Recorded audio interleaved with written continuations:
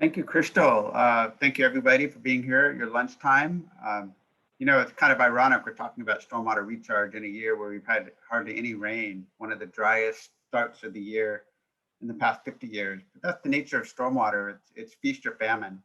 So we're going to talk a little bit about what Orange County Water District has done over the last 80 plus years to capture this elusive source of water, which is a very important source for our area. So next slide.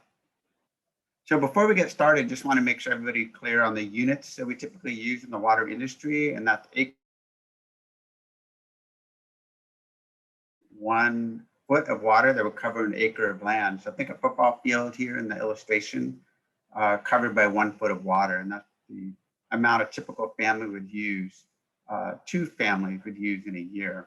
So just to give you some context to some of the numbers we're going to share with you. So next slide. So why stormwater capture in Orange County? Well, it's a source of supply. I mean, if we don't capture this, it's just going to flow to the ocean where it really doesn't have any value. And it's important for us. It provides anywhere from 15 to 20% of the recharge supply to the groundwater basin. So a very important source. It also helps reduce our reliance on imported water from the Colorado River in Northern California.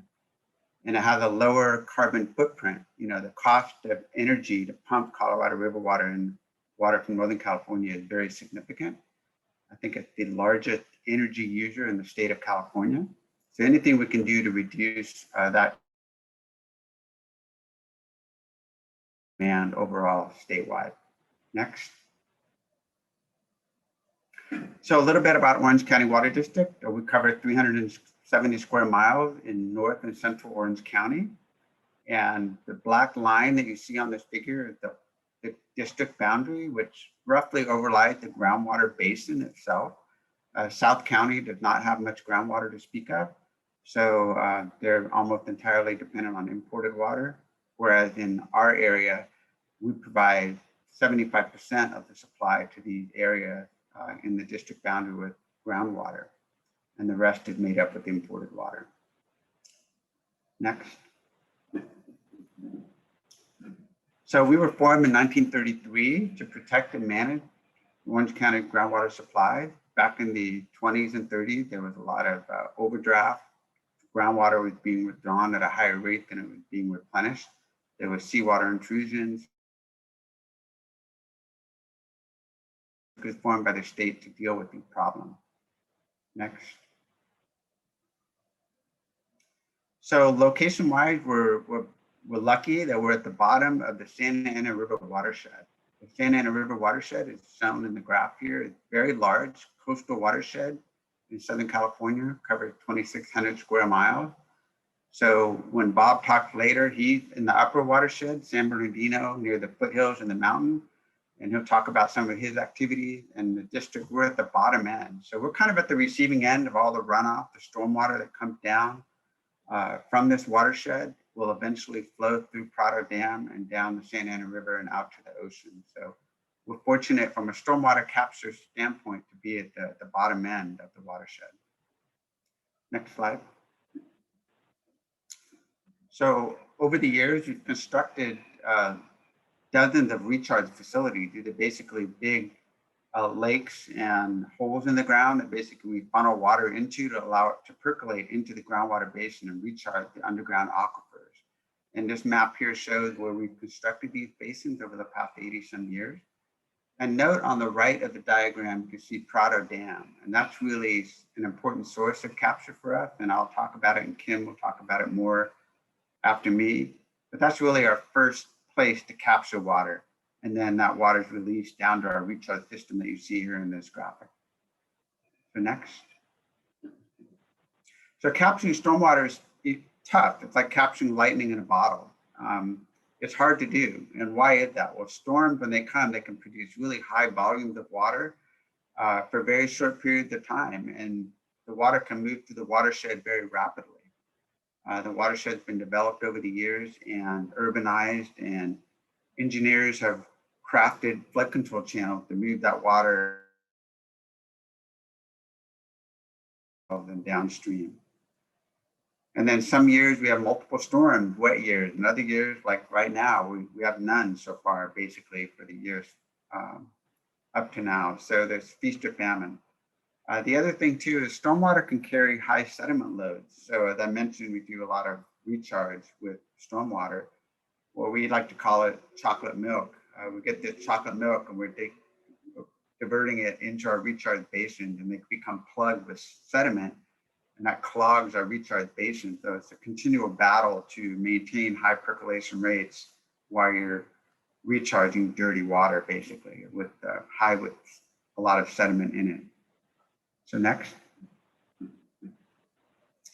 So kind of a little bit of history here. We started back in the 30s, right away when we were formed. We started doing experiments in the Santa Ana River, and here's a picture of it back in the 30s. You can see it was mostly agriculture back then. I did some experiments in the river. The river has always been one of our key recharge facilities since the very beginning. Next. Here's a figure of Prado Dam that I mentioned that's upstream of us. This was built in 1941, and because we were already recharging water downstream, one of the purposes of the dam, in addition to flood control management, is water conservation. And what that means is that we can temporarily hold water behind the dam in cooperation with the Corps and release that water slowly so we can capture it. So in terms of capturing lightning in a bottle, Prado Dam is really a key point of diversion for us, where we capture those high inflows that come into the dam during storm events, hold it there briefly for a matter of days and weeks, and slowly drain that water out so we can divert it and recharge it into our system. Next slide. Owned and operated by the Corps of Engineers, and its primary role is flood risk management. That's the primary purpose of the dam, is to make us safe. But in collaboration with the Corps and working with them, we've created a water conservation pool. We can store a small amount of water, 20,000 acre feet, the small volume relative to the total volume of Prado Dam. We can store 20,000 acre feet of water. That's 20,000 football fields high. And this water would then be released at a rate we capture and recharge it. And this can happen multiple times during the year. If we get multiple storms, we can release that water, recharge it, and capture more behind the dam. So it can be used multiple times during the year, depending on how the rainfall happens in that particular year. So Prado Dam is a key to helping us capture that lightning in a bottle. Next. So this slide here shows on the left, the panel is the base flow in the Santa. And then what I want you to really see are the bars that are on top of the blue. So that's the stormwater arriving at Prado Dam. And this goes all the way back to 1934. So what I want you to notice about the graph is that as you move forward in time, those flood bars on the top become higher and higher. And that's because of all the urbanization in the upper watershed. And the two figures on the right kind of illustrate what's happened. The first panel at the top is the land use in the upper watershed in 1963. You can see there's a lot of green, which is agriculture. And the orange color is more urbanized areas. Now, as you move down to 2012, you can see that the green is almost gone. And now you're primarily left with industrial and urbanized landscape, which means that for every inch of rain that falls, there's a lot more. So we're seeing a lot more runoff arriving at Prado Dam than we did in the past. That also comes more quickly than it did before. So next slide. So we've made significant investments over the years at the district to try and capture this stormwater. So after we leave Prado Dam, we've installed several rubber dams across the river that are inflatable dams that can be deflated during storm events, not to impede stormwater travel through the channel if needed. And there's a picture of our Imperial rubber dam and our Five Coast rubber dam. And those are key facilities to allow us to divert those high flows off the river into our system and be able to recharge it. And in the middle panel, you can see one of our bulldozers scraping one of our recharge basins. And as I mentioned, we divert chocolate milk, dirty sediment-laden water in the storm season, and that creates the clogging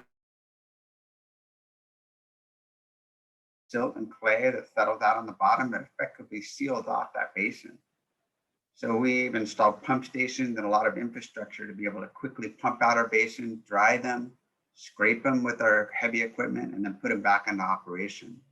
So it's a real juggling act in the wintertime, especially to maximize our recharge rates with the clogging always constantly in the background impeding us.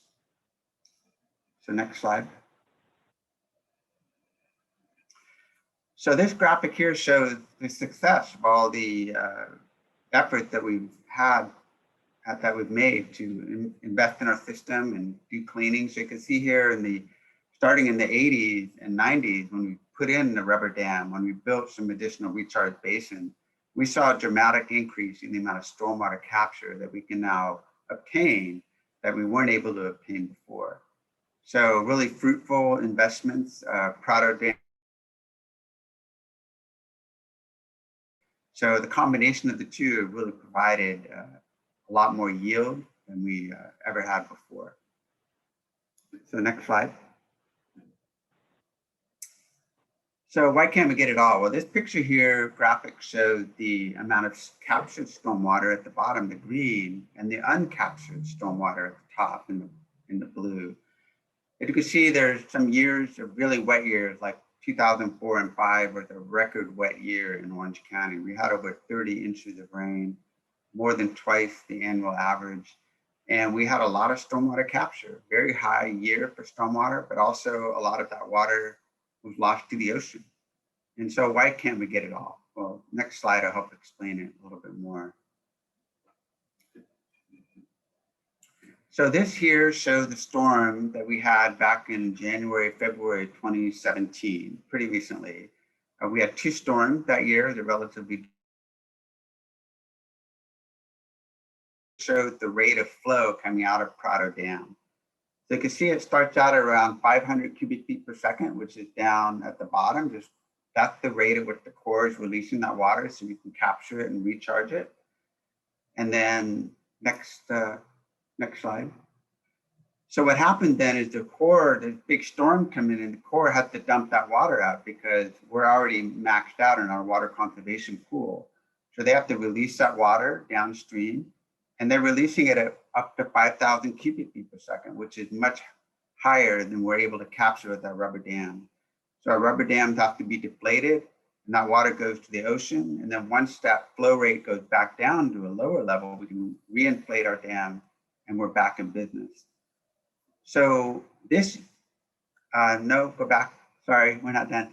So what I wanted to mention about this slide is that all the water we lost in that particular year, 2006, out of the entire year. And that's the volume that you see underneath the graph that are shaded in red. So that's the challenge we have in capturing stormwater, is when we're able to capture from Prado Dam and get it to us, that's great. But when we have rates that are really high where our rubber dams can't stay inflated, it's more challenging. And that's when we lose water to the ocean.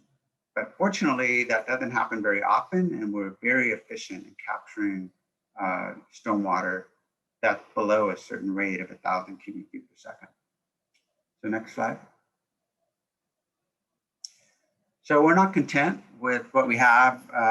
We're trying to always increase our amount of stormwater capture. So what we're doing is we're looking at what's called forecast informed reservoir operation. So it's kind of a fancy word for saying we've got Prado Dam, we've got certain rules that we need to use in terms of how we operate the dam. We also know that we're learning. And I don't know how many of you have heard of atmospheric rivers, but what we're finding is that these streams of high moisture that flow through the area, and this graphic here shows one that happened in 2005, one of those wet years that we had. This shows the moisture coming in as a thin ribbon and hitting the coast. And this is where we really get most of our rain, at these high intense events that happen called atmospheric rivers. And so we're understanding more about these. We're getting better at forecasting when they're coming. And it's suggesting too that in the future, these are going to become more frequent, less frequent, but more intense. This year may be an example of that, where we're getting less rain in the early and late part of the year, but more rain in the middle of the year. And so we're trying to use this better technology, better understanding of the atmospheric river to operate the reservoir behind Prado and maybe capture water and release it. Better job of holding more water. Next slide. And so kind of give you an example of what FERO could provide to the district. So this is a graphic showing 2018, 2019, some storms that we had. We had a big storm in April, and you can see where the line, the storage behind the dam went above that first red line, which is kind of the limit that we currently have of holding water behind the dam. So that line went much higher. So if we were able to use forecasting and show that, hey, we're kind of late in the year, we don't see any more storms coming, maybe we can hold more water behind the dam and not have to release it and get back down to that 20,000 acre foot limit that we currently have. So that's something we're working on, or exploring at the Corps. And we're hopeful that this could allow us to store even more water behind the dam without compromising dam safety. Next slide. So just kind of summarizing supply for Orange County. And we've really worked hard over the years to capture that lightning in a bottle. And we're able to capture 97% of what I'll call capturable stormwater. That 3% that we can't capture, those are extremely high flow rates that are very short duration. And it's really going to be a challenge to go after that water. But the capturable water, we do a really good job of capturing that. And we're continually looking for more opportunities to capture more water. It's an important source for us. As I mentioned, FERO, Forecast Informed Reservoir Operations, is I think a fruitful path that we're exploring with the Corps and others. And we're always looking for improvement to our recharge system. We're not going to sit back on our laurels and think we're done with our work. We're going to continue working to recharge more stormwater, provide more water for the people of Orange County. So I know I went through that pretty quickly, but thank you for your attention, and I'll hand it off to the next speaker.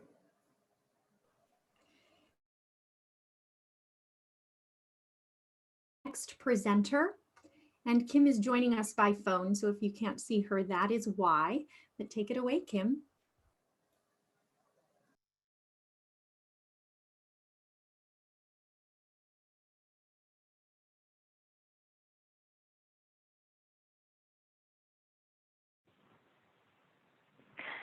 Thank you, Crystal. Can you hear me? Yes, we can hear you. Okay, great. Sorry, I had technical difficulties with my phone.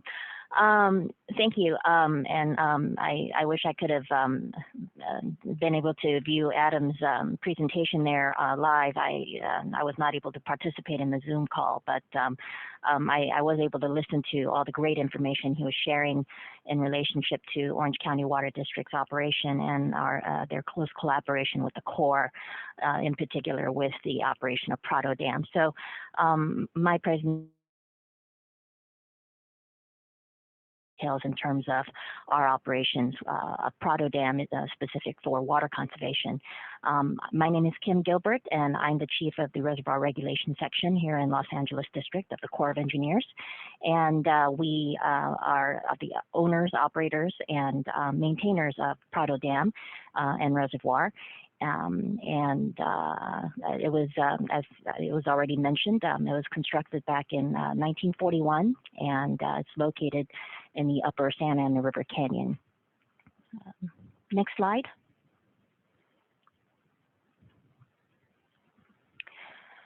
So here we have the Santa Ana River watershed. This is a view of what the watershed looks like for this river system called Santa Ana River, and the drainage area, the watershed, which is outlined here in brown.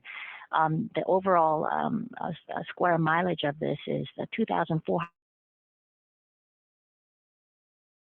a lot of which are controlled by Prado Dam in terms of the drainage of any kind of runoff that occurs, flows through the Santa Ana River and along with its tributary flows, which is captured within the Prado Dam reservoir, and the approximate size of that drainage area of this overall drainage area that is controlled by Prado Dam is about 2,255 square miles. So it is a pretty significant facility within the watershed itself, the Santa Ana River, to control for flood and for water conservation. So there's much opportunity there, and a good wet year to capture a lot of water behind the project.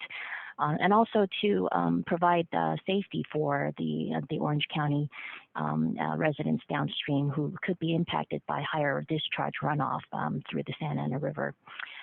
The dam is upstream of the Pacific Ocean, and it is, as Adam mentioned, operated for flood risk management and water conservation. Next slide. So the reservoir regulation section we are part of our hydraulics and hydrology branch group within the engineering division of our organization here in the LA district. And I myself and a few others, we are part of our water management group, and we oversee flood risk management operations not only of Prado Dam but also of other projects, as was previously shown within the Santa Ana River watershed. That includes Carbon Canyon Dam and San Antonio Dam. Seven Oaks Dam was built by the Corps and has been turned over to our local sponsors and operated and regulated by San Bernardino County and Orange County Public Works.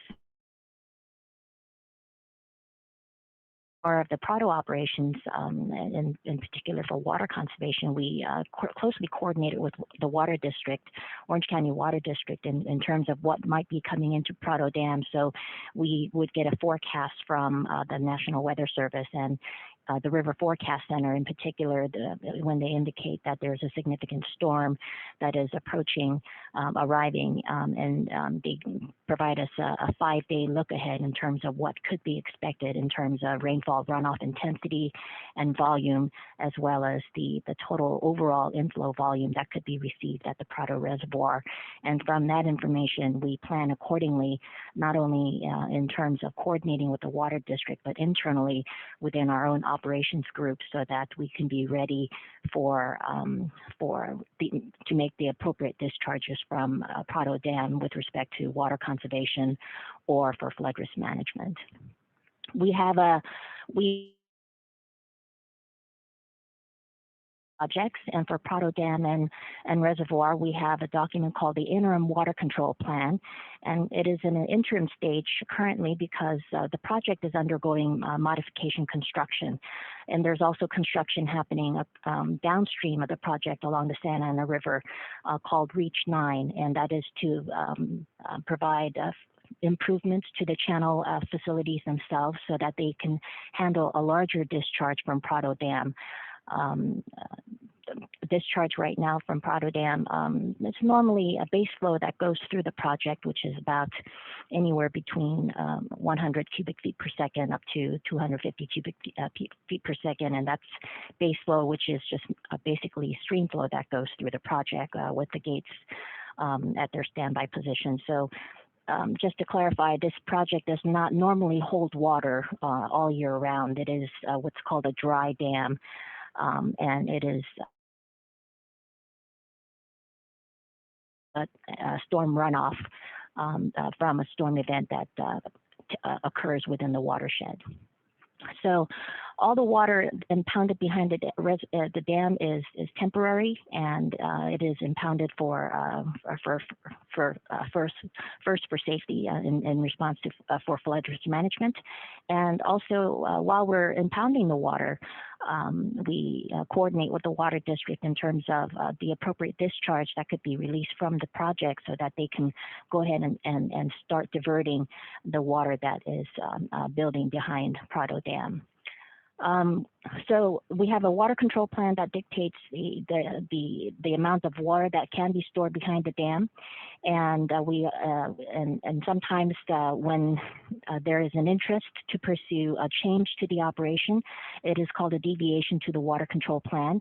And currently, right now, we have a multi-year deviation in place.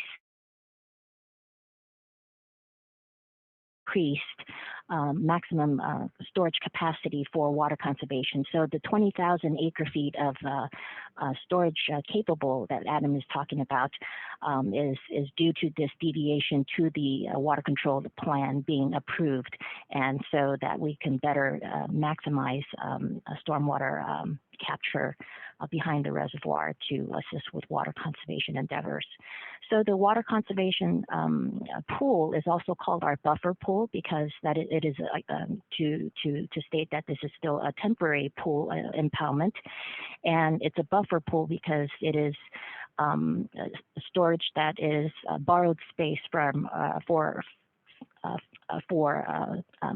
runoff that would be generated from rainfall.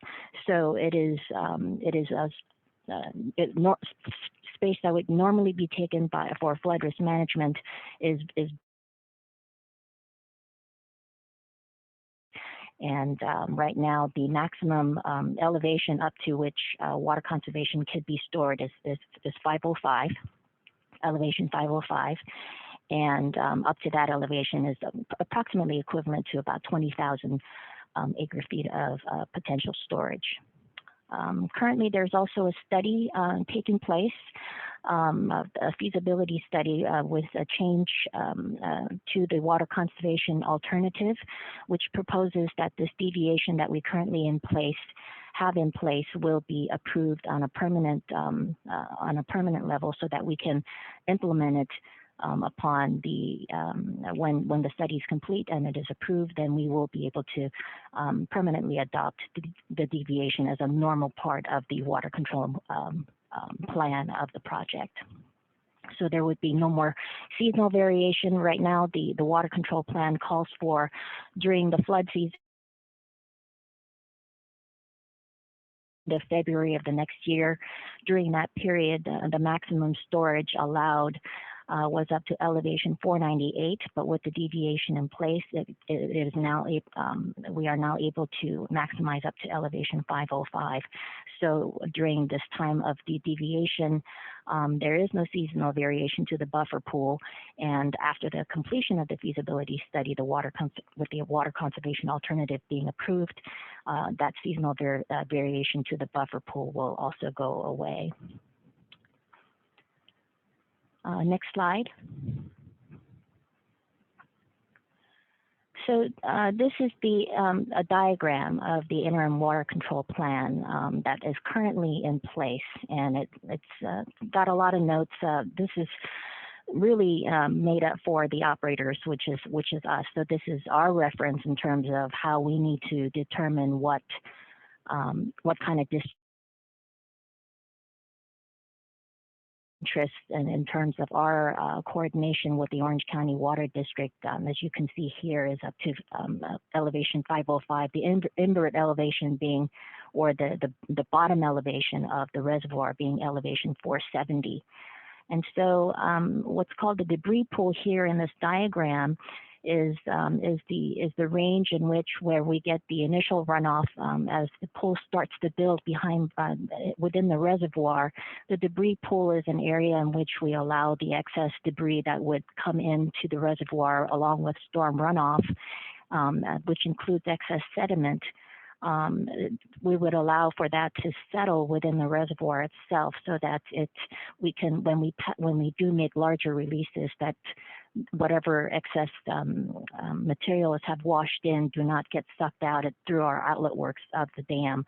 And so this is more of a protective feature for as far as our operational features for mechanical safety in terms of our gate operations and for our outlet conduits.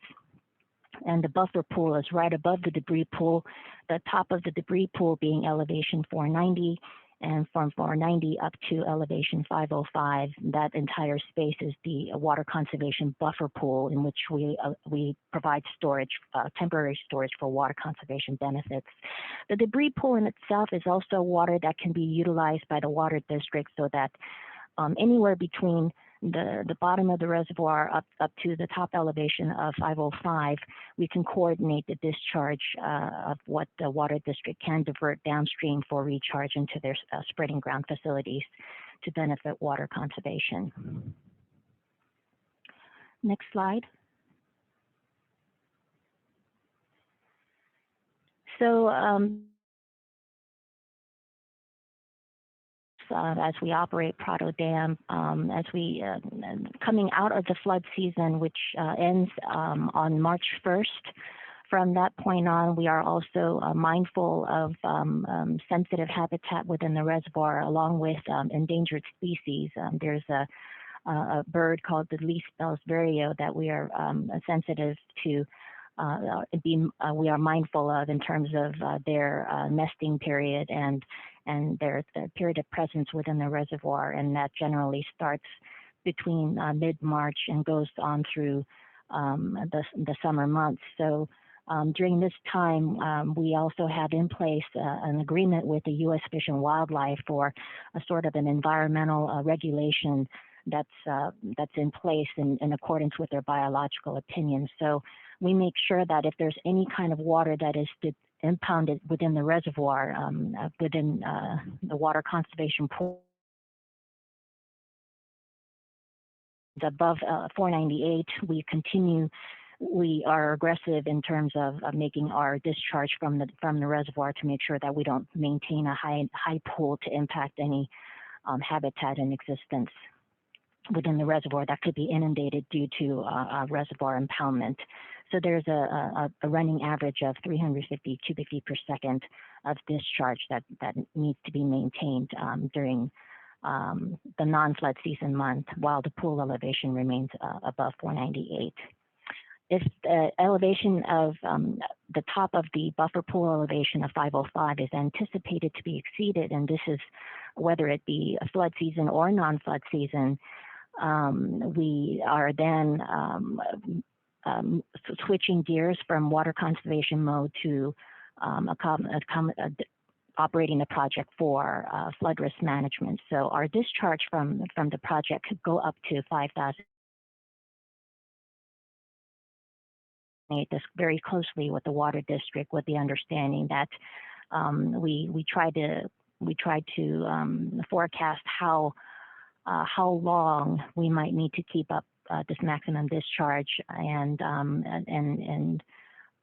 if we can not maximize it to 5,000. So we have some flexibility in terms of what our discharge needs to be, depending on what type of inflow volume is coming into the project. So we try to balance out what we can release downstream without impacting downstream channel safety, or there could be some obstruction. There could be work that's happening. I'd mentioned that there's construction activities happening downstream, so we try not to impact that if there is activity going on.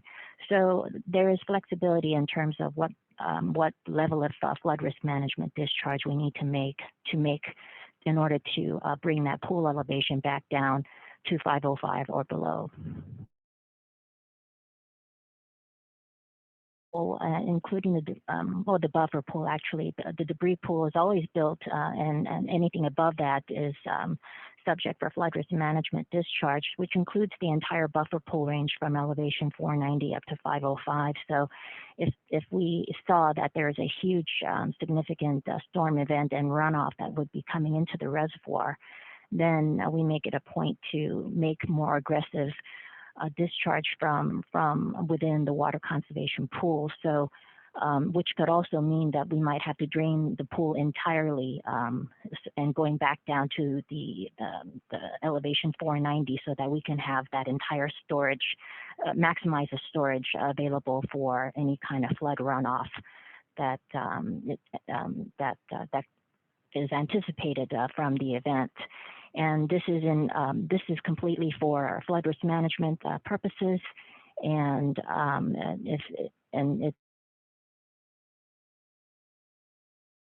in order to avoid any concerns of any kind of threat towards spillway discharge occurring. So we want to discourage any probabilities of that taking place if we can make as much storage available as possible from the project. Next slide. So the water control plan, as I mentioned, is currently in the interim stage, and that will be in place for a number of years. There's going to be a few years of construction that will be taking place at the dam itself. The spillway currently is unmodified, although the dam embankment itself has been raised, and the outlet works is a new structure. That also is a modification, and the dam raise and the new outlet work structure have been in place and operate. The last portion of the dam modification is spillway raise, which is currently in design. And in response to the project modification, the water control plan itself will again change. And this time, the discharge capability from the project itself will also be maximized up to 30,000 cubic feet per second, as needed in terms of flood risk management or dam safety in response to the changes in the reservoir. And so that change to the discharge plan needs to be captured in an updated document. And this also requires consultation for environmental impacts with the U.S. Fish and Wildlife. And so I think that's pretty much it for my presentation, and I will pass it back to you, Crystal. Thank you. Our last presenter for the day is Bob Tincher.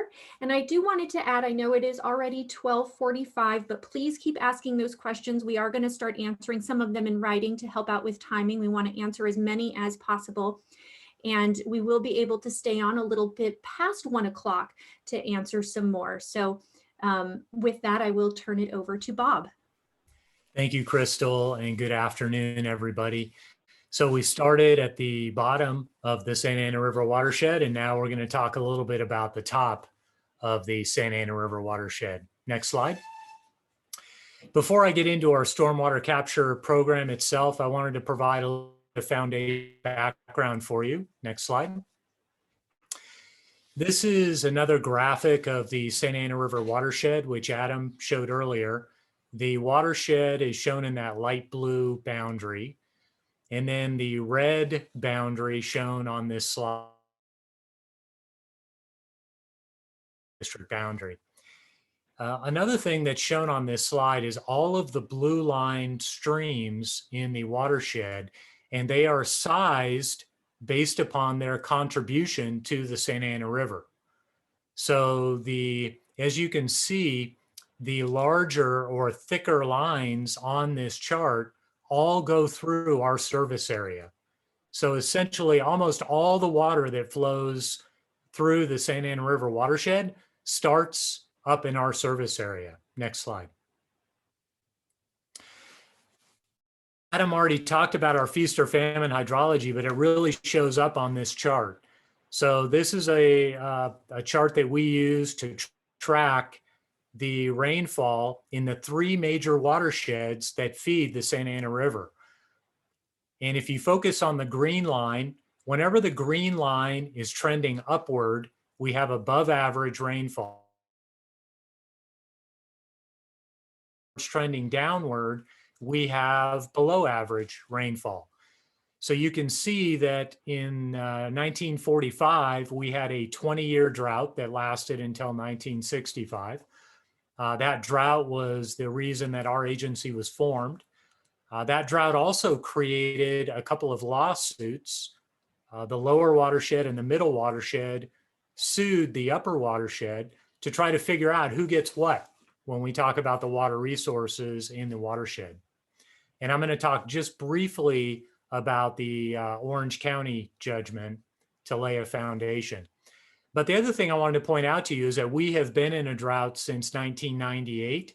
And you can see the slope of the curve for the drought in 1998. That green line is steeper than the slope between 1945 and 65. So that shows us it's a more severe drought. And next slide.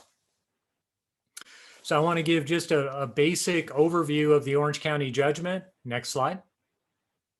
So what Orange County got out of the judgment was a guaranteed flow requirement in the Santa Ana River to help them meet their needs. That flow requirement started as the upper line on these bar charts. And then the judgment provided that if we provide more water than we're supposed to, so if they actually get more water than is required, then the required flow requirement drops. But in reality, these requirements are not really being used at this point. The amount of water that's being provided to Orange County is far in excess of the requirement. The judgment does allow the upper watershed to capture as much stormwater as they can, likely recognizing the fact that stormwater captured in the upper watershed eventually lower watershed and get used multiple times, which I'll talk about in just a moment. Next slide. So let's talk about our stormwater capture program. Next slide. So I wanted to start with the need. The local rainfall is just simply not enough to meet our needs in our service area. This slide shows local rainfall as groundwater and local rainwater as surface water. And you'll notice that the bars are fixed. That's because we're using the safe yield numbers. The safe yield is essentially the average amount of rainfall that we expect to receive in our service area. The dashed line is the amount that we need. So without alternate supplies, we simply do not have enough local rainfall to meet our needs. Next slide. And stormwater capture is but one component of a diverse portfolio of options for our agency. We are a state water contractor with a contract for the State Water Project. So the State Water Project is a very important component of our supply portfolio. And we are investing in the Delta Conveyance Project and the Sites Reservoir Project, which is new storage in Northern California.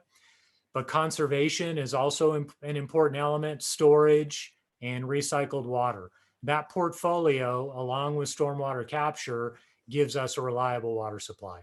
Next slide. And this is the slide that Adam showed, I'm only showing the flow that was lost to the ocean. And so this is really what we are trying to capture. We're trying to get our hands on more of that water that is lost to the ocean. But this also celebrates what Adam was saying earlier. You'll notice there are a number of years when no water flows out to the ocean. And that is a testimony to Orange County Water District's recharge program that in those years, they are actually capturing it all. Next slide. So we're going to talk about the major component in our stormwater capture program, which is just downstream of the Seven Oaks Dam, which has already been mentioned earlier by the two presenters. Next slide. So the Seven Oaks Dam, as was mentioned previously, is a dry dam, meaning that it is emptied at the end of each water year. But whenever you place a dam on a stream, you slow the flow. You automatically take flow that was unconstrained in flood years and allowed to just go at whatever outlet capacity of the dam. So what we're doing is taking advantage of that. We're taking advantage of this flood control dam, slowing the flow in the Santa Ana River so that we can capture the water downstream. And then what we're planning to do is the exact same thing that Orange County is doing downstream. We're going to capture this water, put it into ponds or big pits in the ground, and allowed it to soak into our groundwater basin where we will access it with groundwater wells. Next slide. And in order to do this, we had to secure a water right on the Santa Ana River, which we did in 2008 with Western Municipal Water District, our partner. And even though we have not built out our facilities, we hope to have those built out in the next couple of years. We have already diverted about 100,000 acre feet and captured about that much.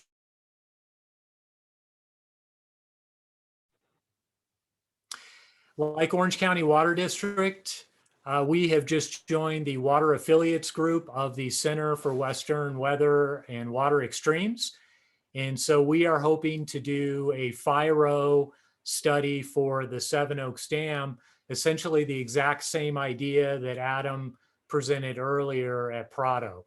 So we'll have 2 of those studies to really try to optimize our stormwater capture in the watershed. Next slide. The other project that we have in our service area, we call the Active Recharge Project. And this is along the tributaries of the Santa Ana River. I mentioned the other project I just mentioned downstream of Seven Oaks is our largest single project. This slide is just showing the different watersheds in the upper watershed, so kind of the micro watersheds. As that flow, in order to do that, we would first need dams on every single stream in our watershed, and that's just not going to happen. So what we're talking about here is operating maybe some berms like Orange County does in the lower watershed, berming, trying to slow down the flow and get more of some of these tributaries to recharge into the groundwater basin. But like Adam said, it's not possible to capture it all. Next slide. So we've done some modeling to investigate the amount of water that we expect to be able to capture with our different projects. Next slide. And we participated with Orange County Water District and Western Municipal Water District to develop a flow model that starts in the upper watershed and goes all the way to Prado. It's shown in yellow on this slide. And the upper watershed boundary is shown as that blue. This is zooming in on our service area and shows the different projects that we have planned. There's an inset map that shows where we are in the watershed. So you can see that off to the right. I'm not going to go into all these projects. I just want you to see that we have a variety of them throughout our service area. Next slide. So what we found when we did our modeling is that on average, if we were to build every project that we have envisioned, we could capture on average about 38,000 acre feet a year. But what you'll also notice is that we end up capturing most of that water in the wet years that Adam was talking about. Those are those years when Orange County is not able to capture it. That's the prize. Those are the years that we're trying to capture more of this water. Next slide. So this slide shows the groundwater and surface water that I showed previously. So that was the green. On top of that, the other supplies in our portfolio to show that we have identified enough supplies to provide a reliable water supply for our customers. And what I'm pointing out here is just the yellow portion of the bar. It gives you an idea of how much of our water supply portfolio is made up of stormwater capture. Next slide. But the burning question many may have is, are we just capturing water that Orange County would have captured anyway? Or another way to say that is, are we capturing water that would have flowed into the ocean? Are we really grabbing that water that's at the top that has not been captured before? Next slide. So we did some modeling. We used that model that we developed, and we looked at our stormwater capture program versus no stormwater capture program. So with and without. And on this slide is baseline without our stormwater capture program. The black line represents our stormwater capture program. This is flow in the Santa Ana River at Prado Dam. And if you're having trouble differentiating between the gray and the black, that's because they're on top of each other. So what this slide shows is that our stormwater capture program has essentially no impact at all on the flow at Prado Dam. Next slide. This is a free body diagram or a schematic of the water budget at Prado Dam. And what I want you to zoom in on is that change in groundwater storage that's in that blob in the middle of the figure. And without our stormwater capture program, it's that blue number, the minus 190. With the stormwater capture program, it's minus 180. Please click the mouse to do the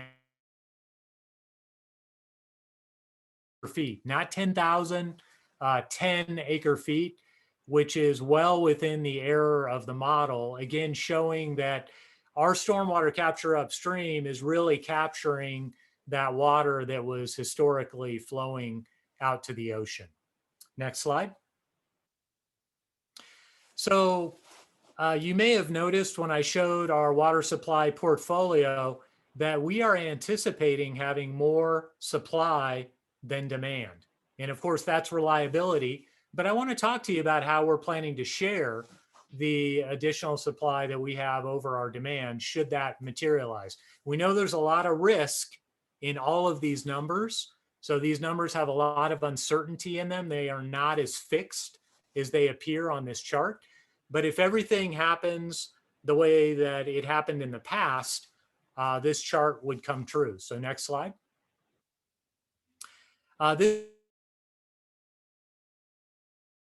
That when we capture water in the upper watershed, it has multiple uses, which is another way that we can help the rest of the watershed by capturing water upstream. Not only do we help our customers, but we do utilize that water, and some of that water is going to end up flowing downstream and being used a second time. Next slide. But we are predicting surplus water, and what we are doing, the way that would really manifest itself, we would capture stormwater first, of course, because it's our cheapest supply. It comes to us by gravity, and it is a very clean supply of water. So we would likely make our state water project water available. And we are making a portion of our state water project available to a program we called SARCUP. Next slide. And that is basically a groundwater storage program for the watershed. This is a look at the watershed as a whole, and those ovals, those blue ovals, are the storage locations in the watershed where water would be stored. These are in tens of thousands. So the one in our service area would be 64,000 acre feet of storage in the upper watershed. And the idea is to create a watershed district, our surplus state project water available to this bank, so that the other parts of the watershed, the other parts of the family, if you will, because we're all connected by this watershed, have access to any surplus water that we might have. Next slide. So the total of this program is pretty significant. It's greater than Lake Paris. Those of you that are familiar with Lake Paris, greater than Silverwood Lake. 137,000 acre feet of storage is what we're talking about. And then this program is all about dry year yield. And so you can see off to the right, each of the participants, Orange County Water District is one of the participants. And so are we. Each one of us would get about 11,000 acre feet a year for 3 years during a dry period when we really need it. Next slide. And so that concludes my remarks. I'll just end where I began, that stormwater capture is an important component of our water supply portfolio. Thank you. Thank you so much, Bob. And thank you to all of our speakers, to Adam and Kim, for all of that great information. I think this could easily have been a 2-hour webinar. There are so much great information, so many wonderful questions coming in that we have been answering kind of on the back end, because there's There's so many, and I know we are a little bit strapped for time. I want to thank those of you who are still with us. I know we may lose, but our speakers have agreed to stay on a little bit past 1 to answer some of those remaining questions that have not yet been answered in writing. As a reminder, if you do have a question, please type it into the Q&A box. If your question is for a specific speaker, please state that.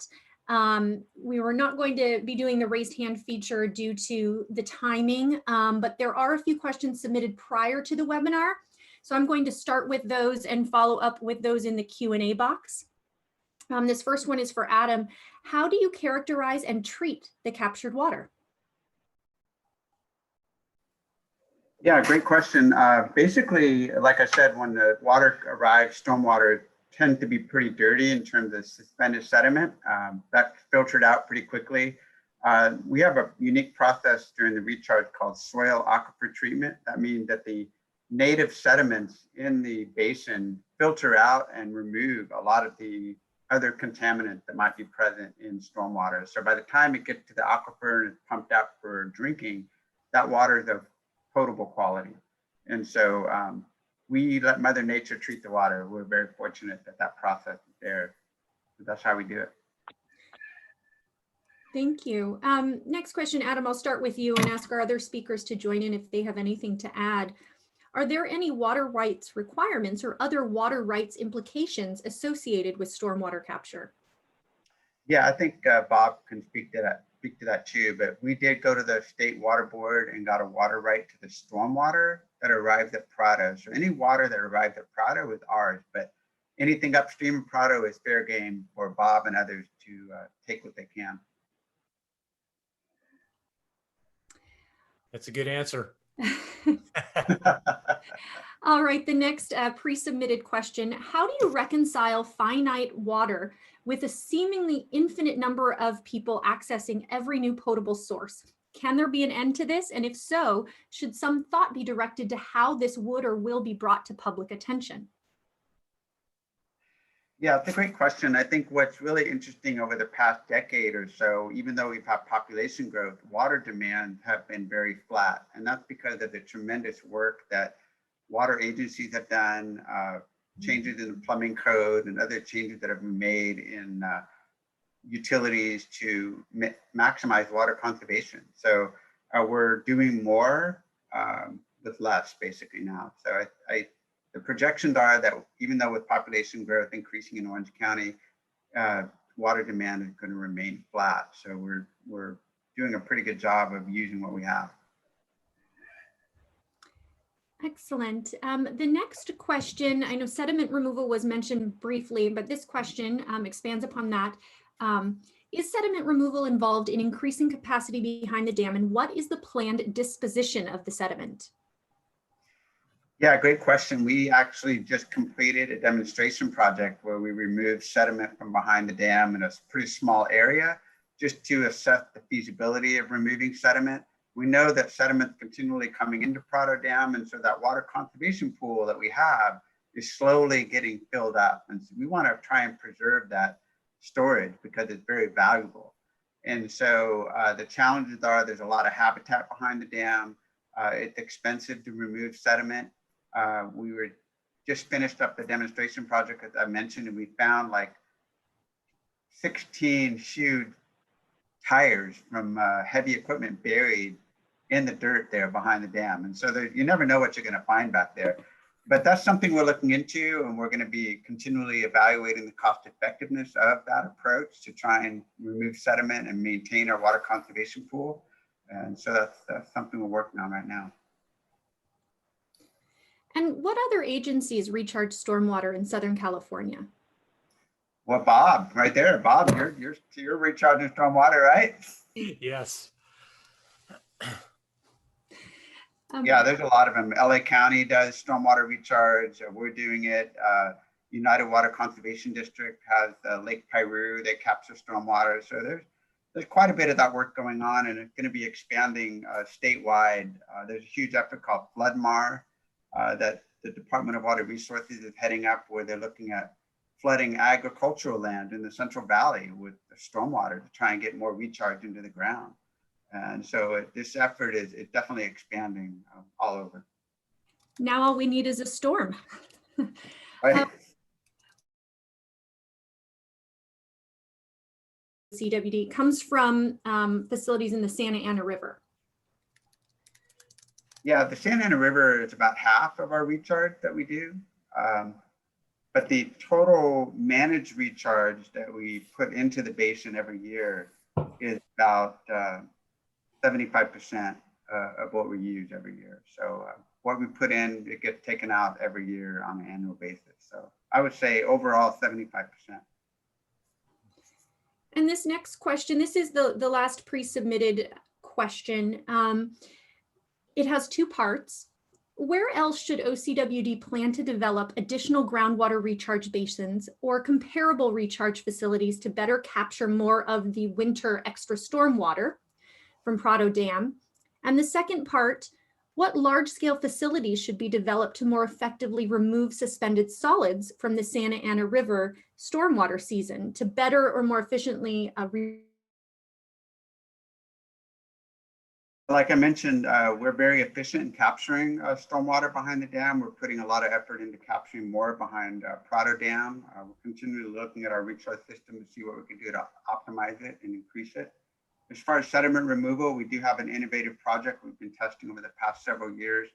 It's basically a way to capture stormwater underneath the riverbed itself and allow the riverbed to filter out suspended sediment. It's like a French drain where we're capturing that water underneath the river channel and divert that water into our recharge basin. So versus chocolate milk going into our recharge basin, we're putting filtered water into the recharge basin. So that's something we're actually working on right now. Thank you, Adam. This next question, moving on to the written questions submitted during the webinar. This is more of a comment, and we will make sure to pass this on to the Army Corps since Kim cannot currently see it written. But SOPA is moving forward. Watershed. Feasibility study now done, moving forward with mitigated negative declaration. 2 years from now, cloud seeding program stations may start. Expect about a 15% increase in the Santa Ana River flow per year. The Army Corps should participate in analysis and operation of the seeding program. So I wanted to thank our Director Rowe for that comment. And as I mentioned, Kim is not able to see this comment right now since she's calling in, but we will be able to forward that information to her. And Kim, if you have any comments on that, you may. Yeah, well, cloud seeding program isn't something that was ever broached with the Corps. If there is an interest in partnering studies, you can always we can always receive the proposal and through our planning office, and the feasibility of that.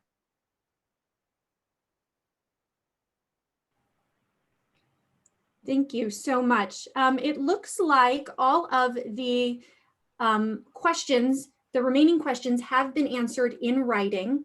So I did want to thank all of our speakers today so much and thank all of you for joining us today. You can go to the Q&A section to see some of those responses if you'd like to see what questions were answered and asked by the other attendees. But that is all the time we have today.